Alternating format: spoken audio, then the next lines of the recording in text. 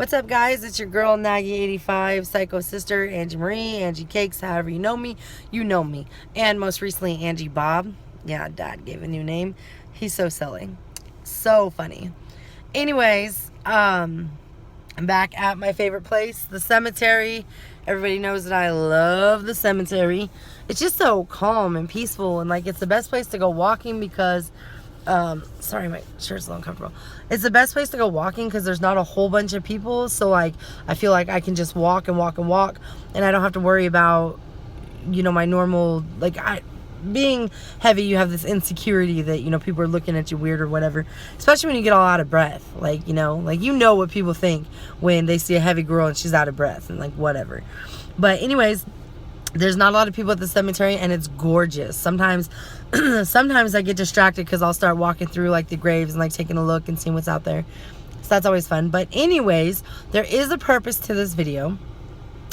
If you follow me on Instagram or on Facebook, you already know the purpose of this video.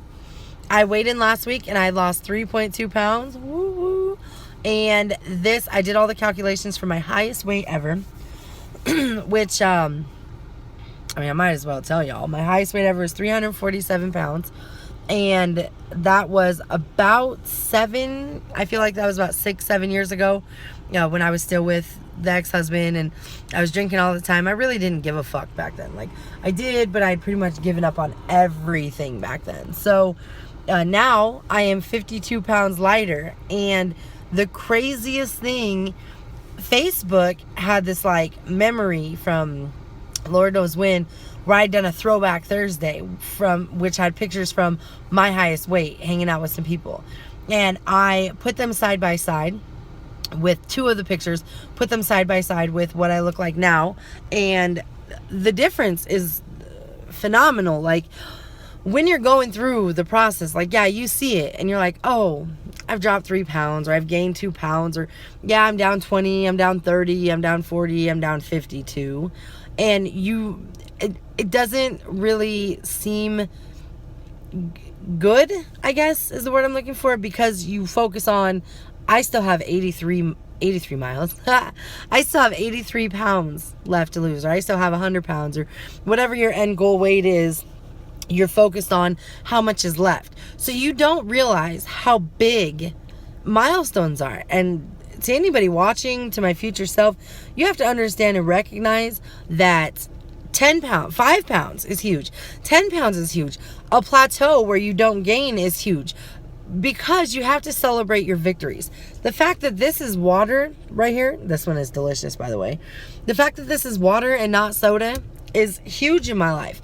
The fact that I don't go to the coffee shop for coffee every day is huge in my life. The fact that when I do eat things, for example, last night, treated myself to a s'more. I have a hard time with the rewards part, you know, with the letting myself have snacks and stuff, just because I feel like I'm not ready for that. You know, I feel like my willpower isn't exactly where they're at. So with s'mores, like, I would realistically eat, you know, 1 or 2 s'mores and then roast, you know, 3 or 4 marshmallows and eat them and not think anything of it, because I didn't think about it. So last night when I made a s'more with Ziva, which was so fun, I said, okay, I'm going to make a s'more, and then that's it. And I'm going to eat one. And I did it. And it was cool. And I figured out the points. And the graham cracker's not that bad. The chocolate's not even that bad because you only use 2 of the little squares. But the marshmallow is where it was at. And it dawned on me, all those times that I made, you know, 1 or 2 s'mores, and then I'd eat 4 or 5, you know, cooked marshmallows, or I'd munch on them, whatever. That was huge. You know, that was calories on top of calories on top of calories that weren't meals or food for fuel or whatever. So with that realization, you know, I understand.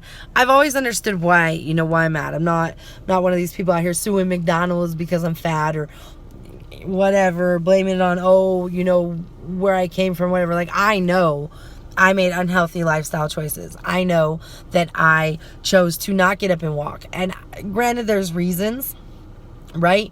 It hurts to walk. I get out of breath. I'm afraid. I don't want to be judged. I don't I don't know if I can go that far. I don't know. Let me break it down. Let me be real with anybody watching this. When I was at my highest weight, I would walk from my room down the stairs to the front porch, and I'd be a little winded already. By the time I got to my car, I would legitimately have to sit in my car for 2 or 3 minutes solid just to catch my breath. I mean, I'm talking full winded, like most people get when they run up Doomsday Hill, like out of breath. I can't breathe. I might feel a little dizzy. And then I get to work, and every single morning, I don't know how many people noticed this and how many didn't, but every single morning, as soon as I walked through the door, I went to the bathroom.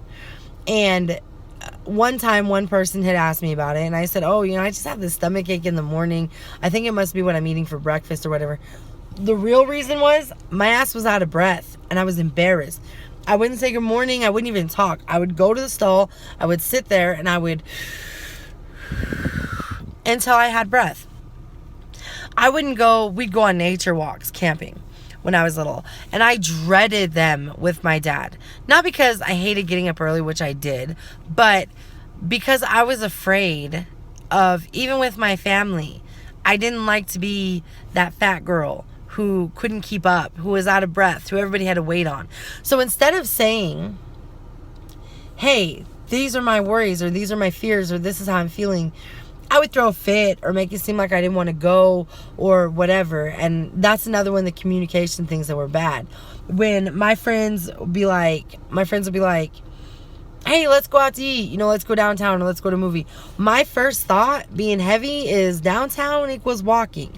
Walking with friends means being out of breath. Being out of breath in front of my friends is going to be embarrassing. I can't do that. So when I say, nah, I'm not really feeling good, I don't want to go out, I already have plans, whatever the excuse was, I'd give it because I was that afraid of walking. So with that being said, I've come a long way, and I realize and I recognize that all of these little accomplishments, being able to walk, down the stairs, forget my sunglasses, run back up the stairs, walk down the stairs, I'm a little winded, realize I forgot my shoes the other day or whatever it is, run back up the stairs, back down the stairs. I get to my car and I'm like, whew, okay, we're good. And that's it. That's done. And that alone, little things like that, I need to focus on the difference.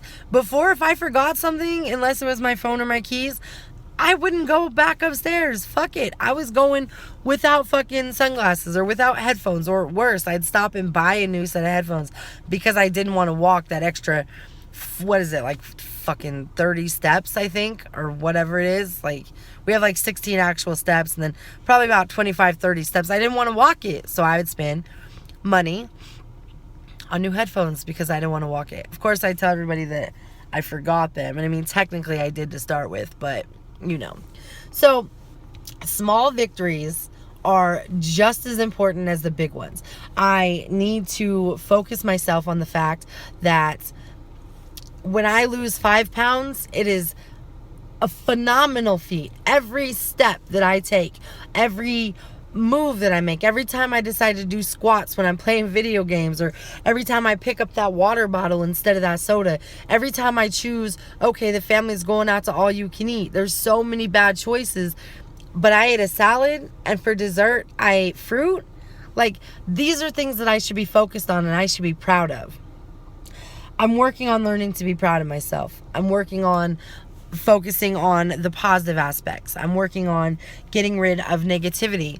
There's some people who I'm sure notice, or they will eventually, we're not friends on Facebook anymore, right? Facebook is not my life. Like, you unfriend me, I really don't give a fuck. Unless we're like, for real, in real life, then why are you gonna do that? Like, for real, whatever. I also don't like the game of, I'm gonna unfriend you now, but I'm gonna request you in a week. Nah, you unfriended me. It's cool. Like, I don't have time for high school games. But I did go through and delete a couple of people from my Facebook, from my Instagram, from my everything, because I felt like every time I'd see their post or every time they'd comment on something, it was either they would say something negative or I would think something negative because they're shady or they're snakes or whatever. And if it caused me any kind of negative feelings, I deleted it. I'm done. I'm done with the drama. I'm definitely done chasing people. Like, somebody doesn't want to talk to me, I'm not going to, hit them up first all the time. I'm not going to hit up friends who I haven't talked to in forever and ever and ever and be like, hey, how's it going? Like, if I try you once and you don't get back at me, then I'm done. Like, I don't have time for... I don't have time. I'm too busy focused on my accomplishments and what I'm doing in my future and where I'm going, because I'm going places. So basically, the moral of my video today is that it's important to focus on the small steps. If you celebrate your small steps, if you don't walk ever unless you absolutely have to, and you get out of your house and you walk to the corner and back, celebrate it. Grow on it, build on it. Like, start walking to the corner. As soon as that becomes easy, walk to the corner twice. Like, we're talking like 10, 15, 20, 25 steps, like, depending what your fitness level is. It's not as hard as you would think. The hard part is staying motivated, staying positive. It's so easy to, man, I went and walked 10,000 steps, but I'm still 80 pounds over what I want to be. Don't do that. Don't do the but. Don't do the, no. You fall off and you only hit your 4,000 steps, or you only get yourself 5,000 steps. Don't make yourself feel bad for it. Don't even worry about it. If it becomes habitual, yeah, then you need to worry about it. But if it happens once or twice a week, but you're hitting the rest of them, then who cares? Just do you. Just focus on you. Pay attention to the changes. Look at old pictures. Look at old diary entries or journal entries or however you vent. Look at how you were 1 year ago, 2 years ago, 5 years ago, 7 years ago. At 52 pounds heavier, couldn't walk to my car without being out of breath. Look where I'm at now. I used to feel unworthy of being loved. I used to feel like people could disrespect me because I didn't deserve better. People could hit me up when they needed me and then not be there when I needed them, and that was okay, because I didn't feel like I was enough. I didn't feel like I deserved good things or nice things. And there's still that small demon, in my head that says, you're in this position because you're not good enough. But I'm battling that. And I hope that anybody in my life who's going through, negative thoughts or negative feelings or negative anything has the ability to reach out. If you got to talk to somebody, hit me up. I'll listen. You can come walk with me, whatever. Facebook message me. Or reach out to your mom or your brother or your sister or your best friend, or no matter who it is, just get it out there. Or start a vlog. Like, this definitely helps me to vent. I get everything off my chest. I don't feel like I have that weight. I feel like it gets it out there. And then I can reflect. I look back on my videos from a year ago and I'm like, oh my gosh, you were not happy. I can see it in your face. Like, I can see the weight that you were carrying around, literally, obviously, and mentally and everything. I can see it. You're smiling in your videos, Angie, but you weren't happy. I can tell. And looking back on that, it allows me to reflect and allows me to realize where I'm still at in some senses and where I need to be. So if you're going through it, remind yourself, I'm enough. I'm enough to be loved. I'm enough to be chased. I'm enough to be wanted. I'm enough to be spoiled. I'm enough to be a friend. I'm enough to be anything. Like, remind yourself. I struggle with it all the time. I seem to think I got to keep these motherfuckers on my team that I'm begging them. Like, pretty much, oh, please pay attention to me, No. Like, if people don't want to treat you the way you deserve, then just move on. Focus on what you can control. But most importantly, remember, you're enough. Always. No matter what, you're enough. For July, I've got a challenge for myself. July's starting in literally a couple days. So I'll probably do a vlog this weekend. Actually, I think this weekend starts July. I know my days are fucked up, but I know next week I'm going camping, so woo woo. Anyways, I I hate that word. Gotta get on my own nerves sometimes. Anyways, so this weekend I'll do a vlog and I will release what my challenge is going to be. It's going to be a little bit rough for me. It's going to be a positivity challenge and we'll get you back. So until next time, this video is much longer than I intended. I still got about 4,000 about 4,000 steps I need to get. So it's 78 degrees out right now and I'm going to go get these steps. So until next time, catch you later. Deuces.